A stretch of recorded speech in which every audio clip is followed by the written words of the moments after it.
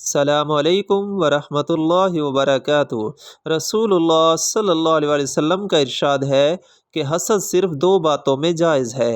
ایک تو اس شخص کے بارے میں جسے اللہ نے دولت دی ہو اور وہ اس دولت کو راہ حق میں خرچ کرنے پر بھی قدرت رکھتا ہو، اور ایک اس شخص کے بارے میں جسے اللہ نے حکمت کی دولت سے نوازا ہو اور وہ اس کے ذریعے سے فیصلہ کرتا ہو اور لوگوں کو اس حکمت کی تعلیم دیتا ہو۔ جی تو دوستو، اس حدیث سے ہمیں دو باتوں کی وضاحت ملتی ہے۔ ایک یہ کہ آپ اس شخص سے حسد کر سکتے ہیں جسے اللہ نے بہت زیادہ مال اور دولت عطا کیا ہو، لیکن وہ اللہ کی راہ میں بہت زیادہ خرچ کرتا ہو، یعنی سخی انسان، تو آپ بھی اس کو دیکھ کر اپنی سخاوت شروع کر سکتے ہیں۔ دوسرے وہ جسے اللہ نے بہت زیادہ حکمت اور علم عطا کیا ہو اور وہ اپنے علم اور حکمت کے ذریعے لوگوں میں انصاف کے فیصلے کرتا ہے، تو آپ بھی اس کو دیکھ کر انصاف کے فیصلے کرنا شروع کر دیں۔ دعا ہے کہ اللہ تعالی ہمیں اس حدیث پر عمل کرنے کی توفیق عطا فرمائے۔ آمین۔